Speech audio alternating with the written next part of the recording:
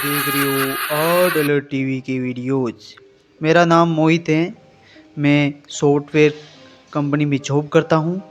मैं अपना पूरा परिचय बताऊँ तो मैं बिहार का रहने वाला हूँ और मेरा बचपन बिहार राज्य में ही बीता। और मैं एक बिहार के छोटे से गांव में पला बड़ा, जहाँ पे मेरी लगभग पढ़ाई 20 साल तक की उम्र वहाँ तक ही बीती। और मैंने अपना बचपन पूरा उसी गांव में बिताया। अक्सर अब मेरी पढ़ाई पूरी हो चुकी थी, जिससे मुझे एक अच्छी जॉब की तलाश थी, जिसके लिए मुझे बॉम्बे शहर आना पड़ा। और वहाँ पे मैंने अपनी एक अच्छी जॉब ढूंढनी शुरू कर दी और आखिरकार मुझे एक अच्छी जॉब मिली गई। और अब मुझे एक अच्छा सा घर भी मिल गया, जहाँ पे मैं अकेला ही रहता था। सी विंग में मेरा घर था, मानो एक फ्लैट, जहाँ पे मैं अपना अकेला ही उस घर में रहता था। दिन को तो मैं ऑफिस चला जाता था और रात को उस घर में मेरा रहना होता था। अब मेरी ज़िंदगी अच्छी चल रही थी। मेरी जॉब लगे हुए लगभग 1 साल होने वाला था और अब मैं कुछ दिनों के लिए अपने गांव गया था। और गांव के लौटते ही मैं फिर से जॉब पे जाने लगा। लेकिन अब अचानक मेरे साथ ऐसा कुछ होता है जिससे मेरी ज़िंदगी पूरी बदल जाती है। दोस्तों, मैं बात कर रहा हूँ अपने कंपनी की। दोस्तों, मेरी कंपनी में मैनेजर ने अब एक शेड्यूल निकाला कि आपको रात को काम पे आना है। आपको दिन की बजाय अब रात को काम करना है। इसी कारण से अब मेरी जॉब नाइट शिफ्ट में कर दी गई और अब मैं रात को जॉब के लिए जाने लगा। करीबन 9 बजे वहाँ पे जाना होता था और सुबह 4 बजे छुट्टी हो जाती थी।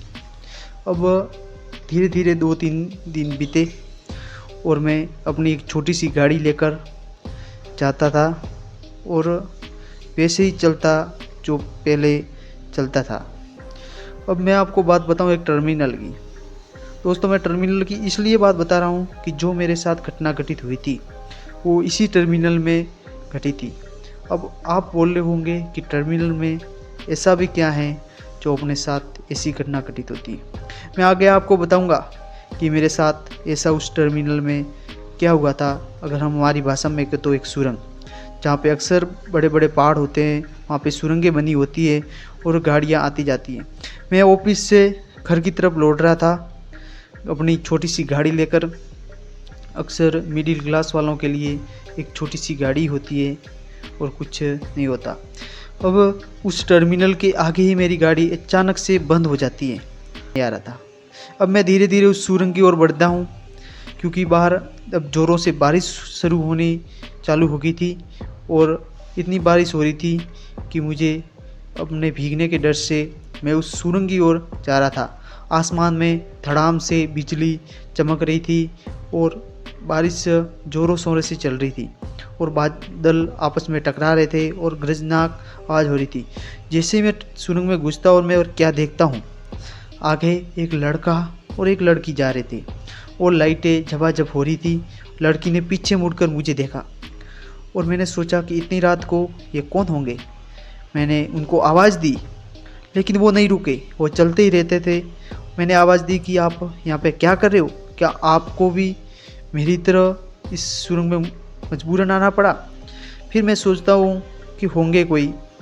फिर वहाँ मैं खड़ा रहता हूँ और धीरे धीरे मैं भी उनके पीछे जाने की कोशिश करता हूँ कि आखिरकार ये कहाँ पे जा रहे हैं। अब मैं विचार में पड़ जाता हूँ कि इतनी रात को तो कोई लड़का और लड़की इस सुरंग में क्या कर रहे होंगे। मैं भी उनके पीछे पीछे चला जाता हूँ। अब मैं आगे जाता हूँ तो मुझे एक काले कंबल में एक व्यक्ति दिखाई देता है, जिसका हाथ में लाइटेन होती है और वो भी सुरंग की तरफ से मेरी ओर आ रहा था। धीरे धीरे दबे पाँव वो भी मेरी तरफ आ रहा था। उसको देखकर मैं पूरी तरह से भयभीत हो गया। मेरा शरीर से पूरा पसीना छूटने लगा और क्योंकि मैं शुरुआत से एक डर सा मेरे अंदर था और मैं ज़्यादा ही डर जाता था जब ऐसा कुछ देखता था तब। अब वो आदमी मेरी तरफ बढ़ रहा था और फिर मैं वहीं बेहोशी की हालत में गिर जाता हूँ। और जब अगली सुबह मैं अपने कंपनी वालों से पूछता हूँ, मेरे जो फ्रेंड थे, मेरे साथ काम कर रहे थे, तो उन्होंने उस सुरंग की पूरी जानकारी बताई कि यहाँ पे एक लड़का और लड़की और एक ड्राइवर की अचानक मौत हो जाती है एक्सीडेंट की वजह से। और उस रात भी बारिश हो रही थी और उसकी हेल्प कोई नहीं करता, जिसकी वजह से उन तीनों की जान चली जाती है। तभी मुझे समझ में आता है कि मैंने उनकी आत्माओं को देख लिया। तो उन्होंने बोला, हाँ, आपके साथ ऐसा नहीं हुआ, ये तो कई जनों के साथ ऐसा घटना घटित हुई है। आपका उस दिन भाग्य अच्छा था कि आपकी जान बच गई, लेकिन कई कई जनों की तो जान बचनी भी मुश्किल है। मैंने वो सारी बातें अपने फ्रेंड्स को बताई और उस फ्रेंड से बताया कि वहाँ पे ऐसा ऐसा होता है, रात को वहाँ पे कोई नहीं चलता। और उसके बाद से मुझे इतना सदमा लगा और मैं उस घटना को भुलाने की कोशिश कर रहा था, लेकिन मैं उस घटना को भुला नहीं पा रहा था।